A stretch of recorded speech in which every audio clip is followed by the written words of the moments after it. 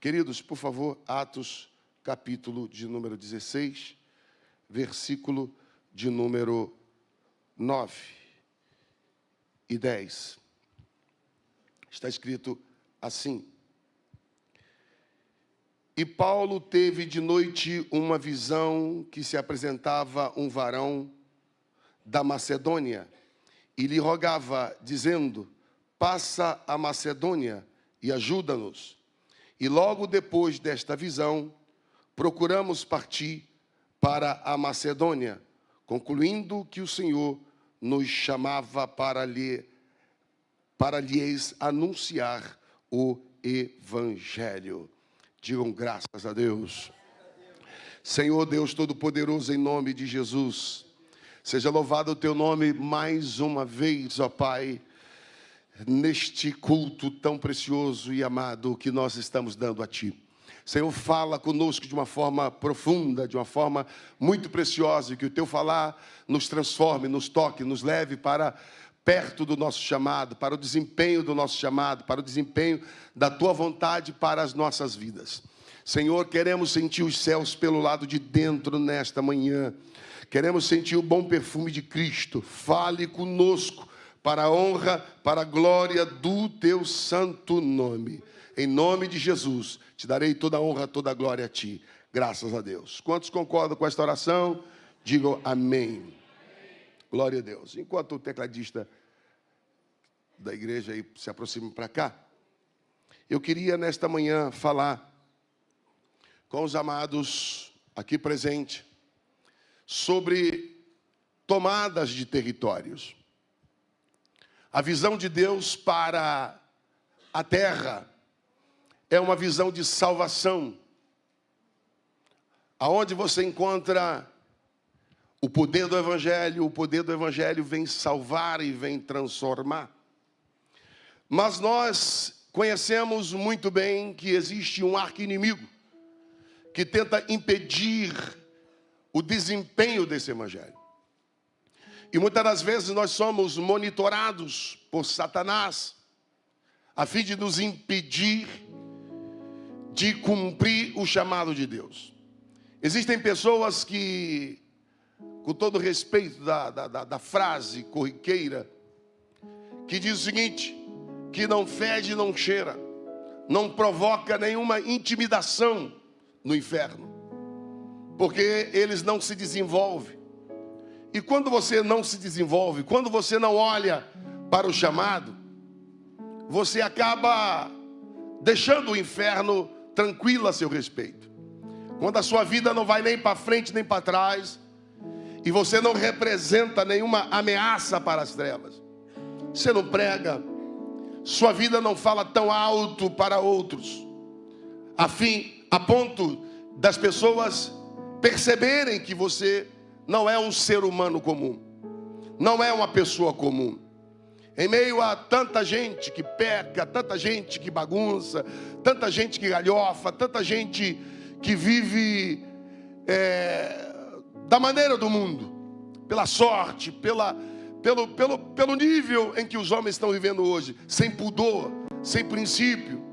Então, quando você tem princípio, tem pudor, quando você é tradicional dentro do aspecto de ser um ser humano ético, moral e normal, isso já assusta, porque todo mundo xinga, todo mundo fica, todo mundo transa, todo mundo engana, todo mundo vilipendia alguém.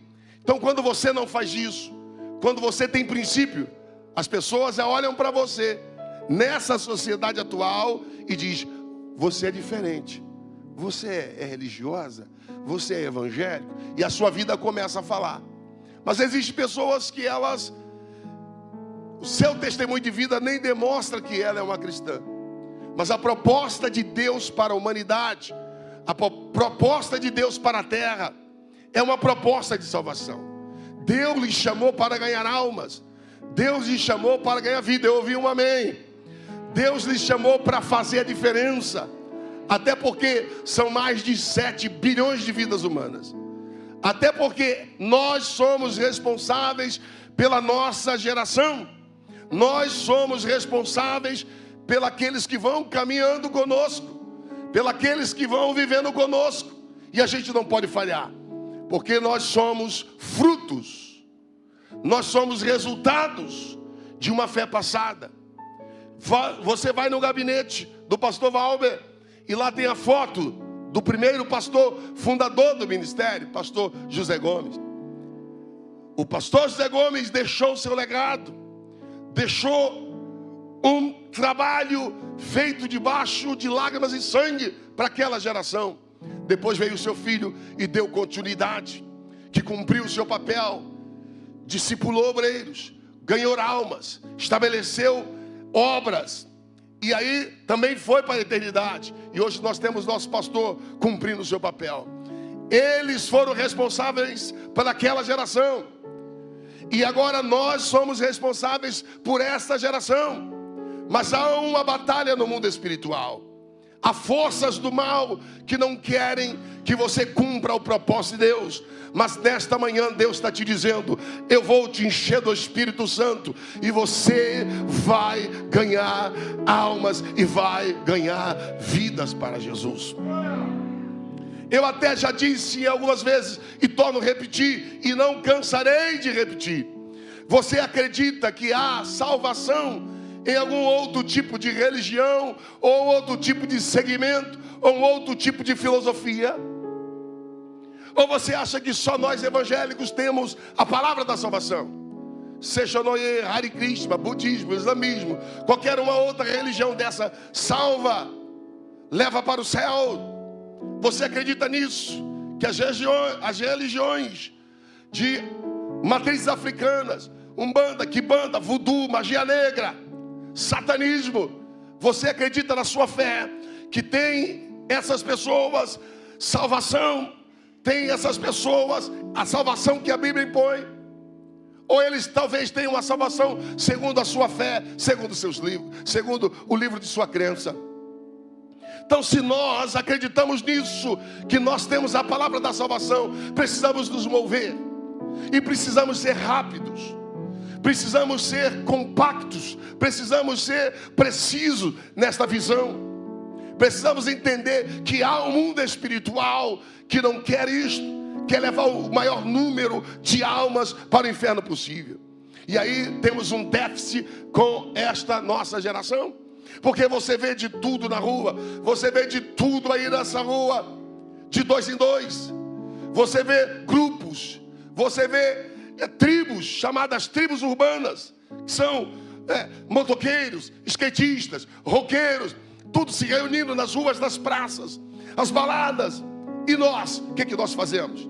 E agora temos um texto aqui, que o apóstolo é chamado, e ele tenta ir para uma região, a região da Bitínia, e o Espírito do Senhor o impede de que ele vá para aquela região.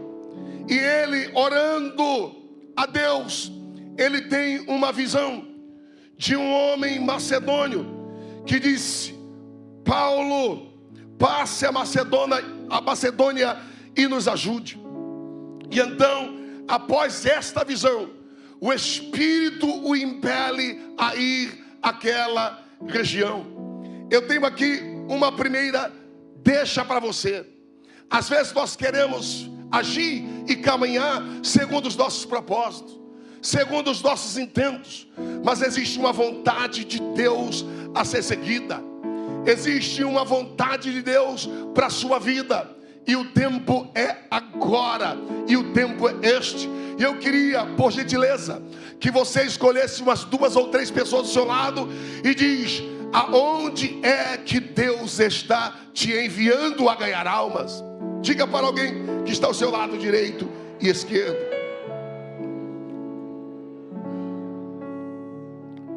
E ele rompe agora e vai na direção de Filipos. E lá em Filipos ele encontra a casa de uma mulher chamada Lídia. E naquela casa, com esta mulher, ela percebe que se tratava de homens de Deus, e ela recebe a palavra da salvação. ela recebe a palavra da transformação. E daquela casa, Paulo ganha todas aquelas almas para Jesus e as batiza. E ao fazer esta visão, ele ainda segue na oração. Ele segue no desejo de orar e de se aprofundar e de buscar, aleluia, as almas daquela região. E ali havia o inferno que estava preparado para que a obra de Deus não fosse estabelecida. Como existem as forças do mal, a própria Bíblia diz que a nossa luta não é contra a carne e nem contra o sangue, mas é contra forças espirituais da maldade. É contra forças do inferno. Mas graças a Deus que para o inferno, irmãos, existe o revestimento do Espírito Santo. Oh glória, existe escudo, existe armas espirituais. E nesta manhã a proposta de Deus é te revestir, meu irmão, para que você não temas o inferno, para que você não temas as trevas e cumpra os propósitos de Deus para a sua vida. Quem diz aleluia? Só que você só pode receber isto se você for uma pessoa que tem consciência de que existe o inferno armado. Só pode viver isto uma pessoa que busca e clama a Deus e se prepara. Primeira coisa aqui, já que estamos no mês da oração, é que Paulo vai clamar a Deus. E ao clamar a Deus, Deus dá a visão do macedônio. E ao clamar a Deus, ao buscar a Deus, Deus abre uma porta de uma casa, de uma mulher, para que a vontade dele fosse estabelecida. E eu lhe pergunto, será que nós temos orado a Deus a fim de que a obra dele se estabeleça? Ou as nossas orações são orações dizendo: Senhor, eu preciso de um emprego, Senhor, eu preciso de um carro, Senhor, eu preciso de uma casa? Será, meu irmão, que buscar o reino dos céus e a sua justiça, oh glória, não é coisa principal na sua vida e na minha vida? Para aqueles que buscam a Deus, não vai lhe faltar casa, não vai lhe faltar carro, não vai lhe faltar peixe, não vai lhe faltar pão, mas o Senhor precisa ser prioridade na sua vida. Olhe nos olhos azuis de alguém e diga: como tem sido as suas orações?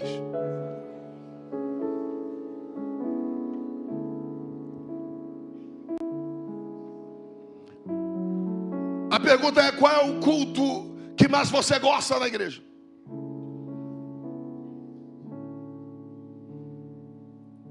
Quinta-feira da vitória, estudo da palavra, a oração, a adoração. O que mais te encanta? Uma coisa que Deus falou comigo: tudo que sonhamos, tudo que desejamos, toda a explosão de conquista da nossa vida, o Senhor pegou tudo isso, todo o sucesso, toda a riqueza, tudo aquilo que você busca como estabilidade, e Ele pegou isso, misturou tudo e acoplou isso ao seu chamado. Quando você busca cumprir o seu chamado, você vai viver tudo que você sonhou. Riqueza, prosperidade. Tem luta? Tem. Tem batalha? Tem. Mas tem vitória, tem sobrenatural. Está tudo no seu chamado. Diga comigo: Deus concentrou tudo que eu desejo no meu chamado. Eu reconheço.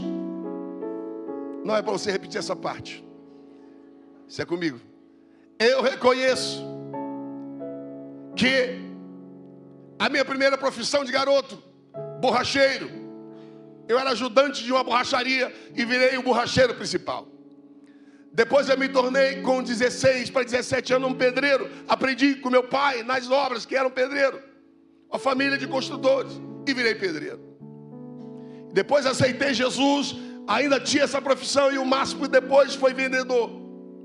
Eu reconheço que como borracheiro, como pedreiro e como vendedor, dependendo do nível do que você vende, eu não viveria aquilo que já vivi, que estou vivendo e que viverei. Não viajaria mais de 3.000 vezes entrando e saindo de avião. Como pedreiro ou como borracheiro, não falaria outro idioma, porque só se for um pedreiro que vai para o exterior. Mas na sua nação, um pedreiro não vai precisar aprender um outro idioma para ser pedreiro. Um pedreiro, talvez eu como pedreiro não entraria num avião particular do ministro das Relações Exteriores e ia para a África Ocidental. Como pedreiro não, mas como profeta de Deus, como homem que cumpre o chamado de Deus. O Senhor fez tal coisa, coisas tremendas e coisas extraordinárias, e muitas das coisas que nós sonhamos está acoplada ao nosso chamado. Cumpre o chamado e você vai viver o que sonha e o que deseja, e mais, muito mais além daquilo que você pensa ou pede a Ele. Quem está entendendo, dá um glória a Deus. Aleluia. E havia uma batalha no mundo espiritual para que a visão não fosse cumprida, mas Deus, quando Paulo orou, deu a visão. E quando ele buscou um local para a oração, Deus deu a ele uma casa onde que a obra de Deus foi estabelecida. E lá estava ele, Paulo, Silas e o jovem Timóteo, que tinha um testemunho fenomenal e por isso foi separado para ir com o apóstolo. Mas havia naquela cidade de Filipos uma batalha espiritual, havia principados espirituais. Não só principados espirituais que observa de longe, que monitora de longe, que não deixa você desenvolver, que não deixa você crescer, que não deixa você cumprir esse chamado. Você tem que ter consciência que há uma batalha no mundo espiritual para que você não cumpra. Mas graças a Deus, irmãos, que ainda que se levante o inferno todo, maior é Deus, poderoso é Deus, e o nome de Jesus Cristo é suficientemente poderoso para fazer o inferno bater em retirada. E ao cumprir mais um momento naquela cidade, eles seguem nessa proposta. Primeiro ele ora, Deus dá o Macedônio, mostra o Macedônio. Depois ele vai à beira do rio orar, ele encontra a casa onde seria estabelecida a visão. E ele deseja ir mais além, em buscar em oração. E eles vão buscar em oração mais uma vez para avançar. Porque você não consegue avançar, a obra não consegue avançar, a igreja não consegue avançar se não tiver o fator oração. Oração é a ponto 50, oração é a chave, oração é a ferramenta, oração é a granada que implode o inferno. Oração abre. Quando você começa a orar, irmãos, alguma coisa no mundo espiritual começa a acontecer. Eu não digo oração de pedido apenas para você, pedido de coisas materiais, mas quando você abre a sua boca e diz: ó Deus dos céus, eu estou aqui. Ó Deus dos céus, eu me coloco à tua disposição. Ó Deus dos céus, o meu tempo é teu, o meu dinheiro é teu, a minha habilidade é tua. Ó Deus dos céus, estabeleça a tua vontade. O inferno já sabe que ali está levantando avivamento. O inferno já sabe que ali está levantando libertação. O inferno já sabe que vidas serão salvas através desse tipo de entrega, desse tipo de oração. E ele busca mais uma vez o intento de clamar e orar. E ao ir em busca da oração, uma jovem famosa, escrava de mais de 12 homens, que usava aquela moça para adivinhar a sorte, quem sabe a loteria da época, quem sabe fazer algumas premonições, quem sabe fazer algumas adivinhações lendo a mão. Quem sabe aquela moça era, digamos, a bruxa elevada da época. E aquela mulher, quando vê Paulo e Silas passando e o jovem Timóteo passando, ela grita: esses que estão aí são homens de Deus, são servos do Deus vivo. E ela persistiu em falar. Esse fato de que ela fez exaltava mais a Satanás, exaltava mais o espírito maligno que estava sobre ela. E as pessoas que estavam ali, inclusive os crentes que estavam acompanhando Paulo, que eram novos convertidos, que era da casa de Lídia, que conhecia aquela moça, disse: não, de fato, essa mulher tem razão. Como é que ela sabe que esses homens são homens de Deus? Isso confundiria a mente e a visão daquelas pessoas que acabaram de aceitar Jesus. Mas aquilo incomodou Paulo. Aquilo incomodou o espírito de Paulo, e ele repreendeu imediatamente aquele espírito, mandando embora. E aquela moça agora, sem aquele espírito maligno, sem aquele demônio, era incapaz de adivinhar. Porque quando Jesus chega, a mentira do diabo tem que bater em retirada, e a verdade, ela é estabelecida. Quem levanta a mão para dar pelo menos uma dúzia de glória e aleluia a esse Deus maravilhoso? Oh, glória! Os homens daquela cidade, o ninho do inferno daquela cidade, quando entendeu que o seu espírito, ou o espírito que comandava aquilo lá, havia sido expulso por aqueles homens, foram e pegaram-os e os levaram à presença dos magistrados. E os magistrados os soltaram. Às vezes o chamado, irmãos, pode nos dar cicatrizes, pode nos fazer cicatrizes. Você não está isento de luta, você não está isento de batalha, a menos que você fique no seu campinho tranquilo, a menos que você não queira participar do reino de Deus. O reino de Deus é salvação e é transformação. Mas às vezes o ministério nos deixa marcas. Mas graças a Deus que no final você pode se orgulhar dizendo: eu carrego as marcas do meu corpo, as marcas de Cristo, as marcas do Evangelho. Foram 39 chibatadas. E às vezes eu, por exemplo, estou lá na Europa e contei na quinta-feira. Você pode ver a mensagem depois aí no YouTube da igreja, no canal da igreja. A luta que passei.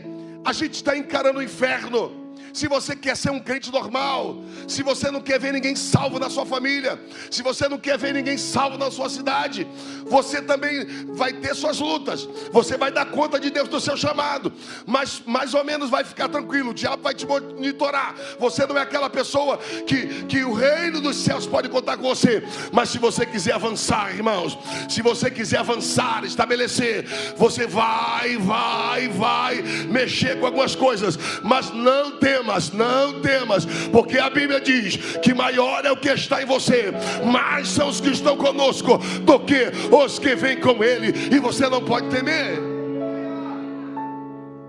Deus não conta com covardes, Deus não conta com medrosos. Os covardes voltam, os covardes não fazem parte dos 300, os covardes não fazem história, os covardes não serão modelo para o futuro. Mas os guerreiros, e eu costumo dizer, e o pensador diz, que você não será lembrado por nenhum feito tranquilo, pela sua vida altamente confortável, mas a história que fascinará as pessoas, a história que fará as pessoas pagarem, a história que fará as pessoas pagarem para te ouvir, são histórias de superação, de desafios, de batalhas, de cicatrizes, em que você vai dizer: pode continuar acreditando, pode continuar na fé, a vitória vai vir, a vitória vai acontecer. Essas histórias é que marcam a vida de pessoas. Diga para alguém: Deus está te levantando para marcar a vida de uma geração.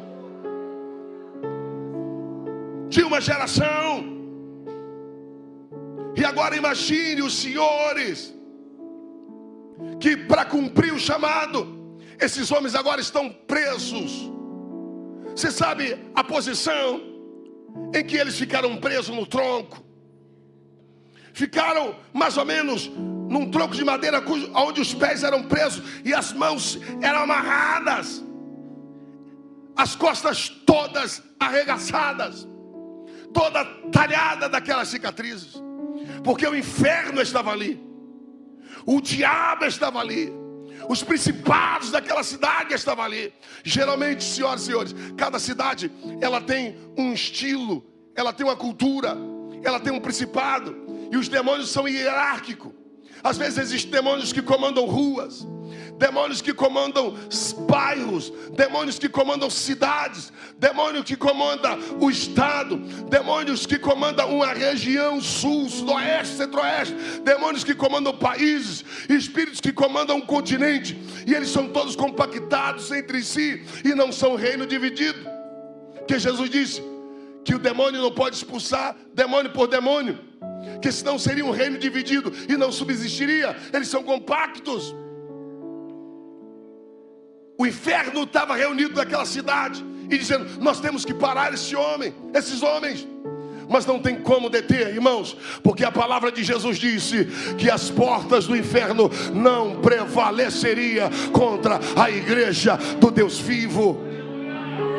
Paulo ora, Deus dá direção. Paulo ora, Deus dá uma casa. Paulo agora segue para orar, e agora aparece uma peça fundamental. Qual era a peça-chave? A peça-chave para a transformação daquela cidade era a vida daquela moça famosa. Às vezes nós resistimos a evangelizar pessoas chaves. Ou Deus coloca no nosso caminho as pessoas chaves e nós rejeitamos, porque achamos que não, Deus vai salvar uma pessoa mais direitinha, mais normalzinha. Nós não queremos nos envolver, mas aquilo que está em nós, irmãos, é suficiente. É suficiente a porção que pode libertar as pessoas, independente do poço de pecado em que elas estão. Pessoas chaves. E o reino dos céus, ele é meio que inverso da sabedoria e do entendimento humano. Nós não buscaríamos esse tipo de pessoa, nós não escolheríamos esse tipo de pessoa, mas o que glória teria transformar aquilo que é transformado. Glorioso é transformar aquilo que é intransformável, tomar aquilo que é indomável, acontecer aquilo que jamais aconteceria. A glória é que o improvável se levante e encante a todos. E o nosso Deus, meu amado, Ele escolhe pessoas chaves para a sua obra. Os nossos olhos julgadores não escolheria, mas Ele, depois de uma tempestade, o barco balança para cá e para lá. Ele chega na província dos Gadarenos, e lá está um homem indomável, que a polícia da época não conseguia prender. Era um endemoniado de Gadara, que se tornou, depois que bateu de frente com o teu Jesus, com o meu Jesus, com aquele que está aqui nesta manhã, tornou-se o maior pregador da cidade de Decápolis. O próprio Paulo, que estava ali, meu irmão, perseguiu a igreja, contribuiu com a morte de Estevão, mas Deus olhou para ele e disse: você é uma pessoa chave, e eu vou te levantar. E quando olharem para você, vai ver que a minha misericórdia, o evangelho da graça, tomou conta de você e o transformou. Você é essa pessoa chave da sua família. Deus não errou quando escolheu você. Deus não errou quando escolheu você. Você é essa pessoa. E a mentira do diabo, a mentira do inferno, tem tentado se levantar para te dizer que você não é essa pessoa, quer te fazer normal. Mas o caminho para viver o sobrenatural de Deus é o caminho da oração. E eu vejo todo o inferno armado lá,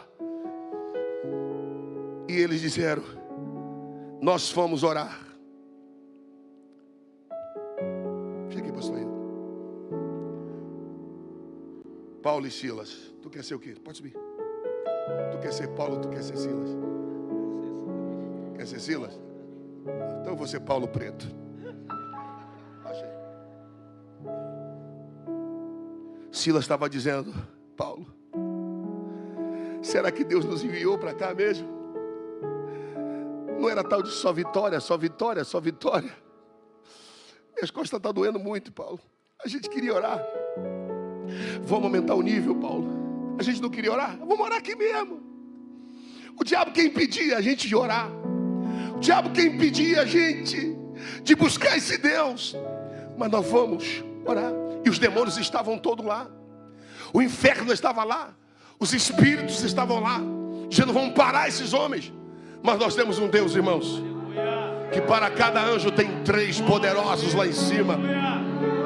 O diabo estava lá para acabar e dar cabo, mas eles agora começam a orar. Começa a clamar: ó Deus, Tu nos mandou nessa cidade. Ó Deus, Tu nos mandou para este lugar. Ó Deus, Tu levantou a plenitude. Ó Deus, Tu nos fez passar essa Macedônia. Ó Deus, Tu nos enviou para esse chamado. E começaram a orar. E quando oraram, disseram um ao outro: vamos aumentar esse negócio. A gente vai cantar, a gente vai adorar, a gente vai clamar. E quando eles começam a cantar, e quando eles começam a adorar a Deus, irmãos, lá dos céus, o Todo-Poderoso está dizendo: oh, alguma coisa está acontecendo lá embaixo. E aquela adoração sobe para lá como aroma suave, aquela adoração sobe como aroma agradável. E o Pai das luzes, o Todo-Poderoso, Ele adentra aquela prisão. E quando Ele chega na prisão, há terremoto. Quando Ele chega na prisão, capeta corre para um lado, demônio corre por outro, aqueles grilhões caem e eles são libertos das prisões. Todas as celas que estavam ali se abrem para a glória do Deus que fez os céus e a terra. Adiante de você vai um terremoto de Deus. Aquele que te chamou é fiel e poderoso para respaldar o teu chamado, respaldar a visão com você. O carcereiro desesperado gritou: meu Deus, os presos fugiram. E ele pegou a espada para tirar a sua vida, porque ele sabia que ele seria morto. Mas Paulo disse: fica tranquilo, nós estamos todos aqui. Nós estamos aqui e ninguém fugiu. E aquele homem disse: o que eu tenho que fazer para ser salvo? O que eu tenho que fazer para ser liberto? O que eu tenho que fazer, eu e a minha casa? A proposta de Deus é uma proposta de salvação. E o Senhor salva salva o carcereiro, o Senhor salva a casa do carcereiro. E daqui a pouco o mesmo texto diz que o próprio carcereiro está enxugando as marcas das cicatrizes, o próprio carcereiro está cuidando das feridas. Oh irmão, e a obra de Deus estabeleceu naquela cidade. O Pai está na nossa frente, o Pai está na nossa frente, o Pai está na nossa frente, Deus está na nossa frente, e o inferno não pode nos deter. Aleluia! Quem pode dar um glória a Deus?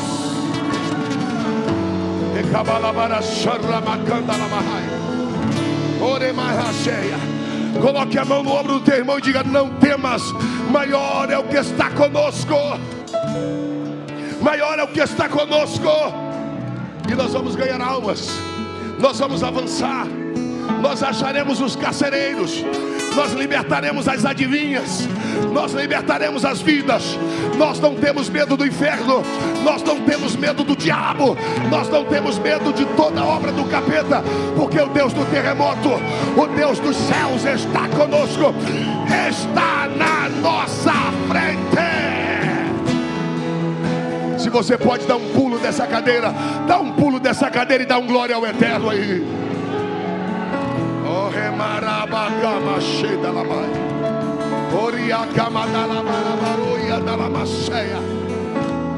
Coloque a mão no ombro de alguém. Você tem 1 minuto para fazer uma oração por ele e pedir ao Senhor que o revista de um poder corajoso, de um poder transformador, de um poder libertador, de um poder que salva a família das pessoas.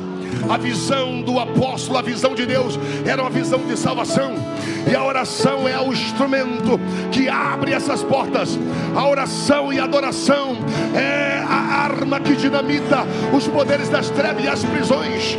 Oh glória, eu vejo a sua casa, eu vejo a sua família, eu vejo essa cidade se render a Deus, eu vejo Lisboa rendendo-se a Deus, eu vejo o Porto rendendo-se a Deus, eu vejo Jaraguá do Sul se rendendo a Deus, eu vejo as 11 unidades ganhando almas para Jesus, Teresópolis, Caramujo, São Gonçalo, Ititioca, Sacramento, região oceânica. Eu vejo a obra avançando, eu vejo a sua casa avançando, eu vejo Deus fazendo a sua obra.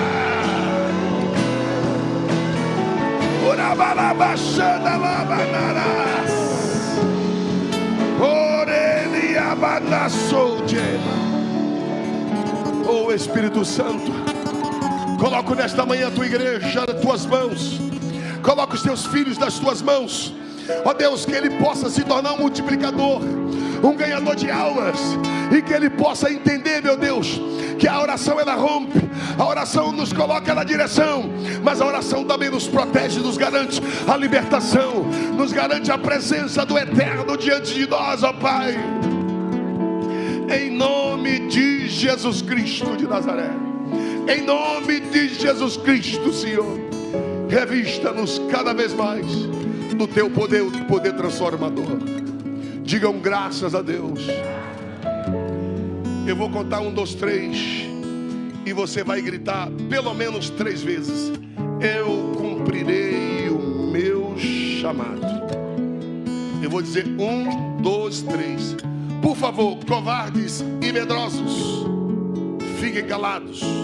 Só os corajosos que não têm medo do diabo, só os corajosos que creem na Bíblia, que creem no poder do Espírito Santo, só os corajosos que creem que Deus é muito maior do que todo o inferno. Quando você disser 3 vezes eu cumprirei o meu chamado, o Espírito Santo vai confirmar essa palavra, te revestindo, te energizando, te enchendo do bom perfume de Cristo, e a sua vida é transformada nesta manhã, nessa Santa Ceia, e você vai ganhar almas, ganhar almas, ganhar almas. Eu vou contar de 1 a 3 e você vai gritar: eu cumprirei o meu chamado. Eu quero ouvir agora, se são as vozes femininas ou se são as vozes masculinas as mais fortes, ou se são os jovens os mais fortes. Vamos lá, eu vou dizer 1, 2, 3 e você vai gritar 3 vezes: eu cumprirei o meu chamado. E um poder vai entrar em você nesta manhã. Eu digo 1, porque Deus está neste lugar. Eu digo 2, porque nós estamos vivendo o avivamento. Eu digo 3, fala agora. Eu cumprirei o meu chamado. Eu cumprirei o meu chamado. Pirabalacanha, Urimim de passar, Orema da Bola Baçanha, Urimicana Labarabá. Oh, aleluia.